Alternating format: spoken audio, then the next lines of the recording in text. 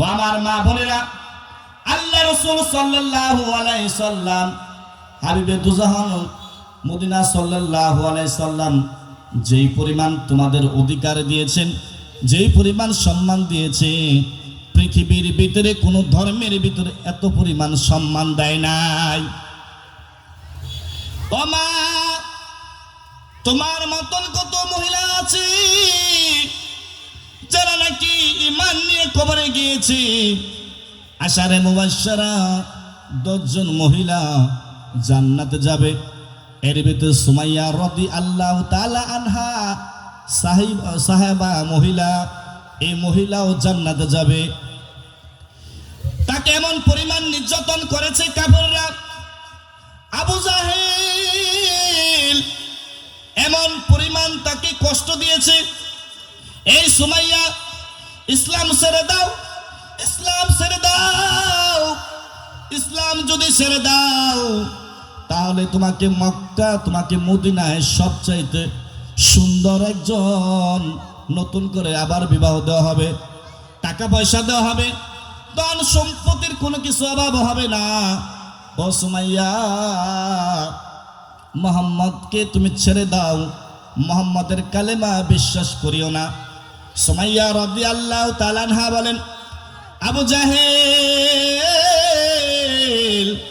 আমার জীবন চলে যাবে, কলিজা বের করে ফেলো, আমাকে হত্যা করো, তারপরও আমি কখনো ঈমান ছাড়ব না, ঈমান নিয়ে কবরে যাইতে চাই। আমার বন্ধুগণ, সুমাইয়া রাদিয়াল্লাহু তাআলা আনহাকে আবু জাহেল চুলের মুঠি ধইরা তারপরে মাটিতে ফেলাইলেন, অনেক মারধর করলেন। সুমাইয়াকে বলে, সুমাইয়া এখনো সময় আছে, ইসলাম ছেড়ে দাও, ইসলাম ছেড়ে দাও রে সুমাইয়া। সুমাইয়া বলে, আবু জাহেল রে, এক কথা কয়বার বলবো, আমার জীবন যদি চলে যায়, কলিজা যদি চলে যায়, তারপরে ইসলাম ছাড়বো না, ঈমান ছাড়বো না। আমার বন্ধুগণ, আবু জাহেল, পাষাণ আবু জাহেল সুমাইয়াকে চুলের মুঠি ধইরা টানতে টানতে তারপরে যখন নাকি মরুভূমির ওখানে নিয়ে গেল, আমার বন্ধুগণ, সুমাইয়াকে এমন নির্যাতন করলো, অলঙ্গ করলো, জামা কাপড় খুলে ফেললো। সুমাইয়াকে বলে, সুমাইয়া এখনো সময় আছে। সুমাইয়া বলে, আমার জীবন যদি বের হয়ে যায়, আবু জাহেল রে, এক কথা কয়বার গব, আমার জীবন যদি চলে যায়, তারপরও ঈমান ছাড়বো না, ইসলাম ছাড়বো না, নবী ছাড়বো না, আল্লাহ ছাড়বো না। আমার বন্ধুগণ, সমস্ত কাফেরদেরকে দাওয়াত দিলেন। কাফেররা সুমাইয়ার লজ্জাস্থানের দিকে তাকাইয়া থুতু নিক্ষেপ করতেছেন। আমার বন্ধুগণ, এইবার বললেন, আবু জাহেল, ও তাড়াতাড়ি বর্ষা নিয়ে আসো, ওকে হত্যা করব। তারপরে সুমাইয়া রাদিয়াল্লাহু তাআলা আনহার লজ্জাস্থানে বর্ষা দিলেন, এমন জোরে নিক্ষেপ করলেন, সুমাইয়া আসমানের মালিকের দিকে তাকায় কান্না করে, ও আসমানের মালিক,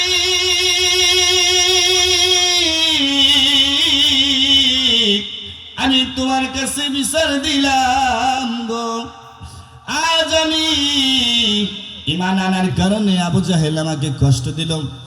ও আল্লাহ, তুমি আমাকে নিরাশ কইরো না, আমাকে তুমি নিরাশ কইরো না।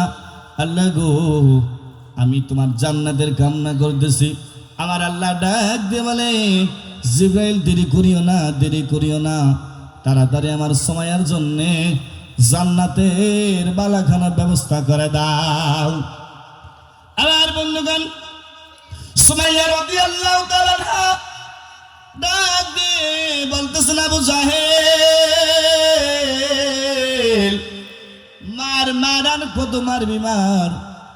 আরে সুমাইয়ার রক্তক্ষরণ হচ্ছে, মৃত্যুর মুখে এসে পড়েছেন।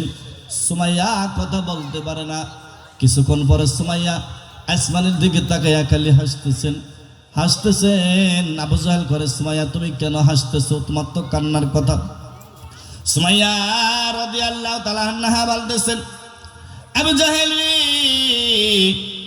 আল্লাহ রাব্বুল আলামিন আমাকে জান্নাতের ঘোষণা করে দিয়েছেন। ও আবু জাহেল, আল্লাহ তাআলা স্বয়ং নিজে আসমান থেকে নেমে আমি সুমাইয়াকে সান্ত্বনা দিচ্ছে, সুমাইয়া চিন্তা করিও না, জান্নাত তোমার জন্য নির্ধারিত হয়ে গেছে। সুবহানাল্লাহ।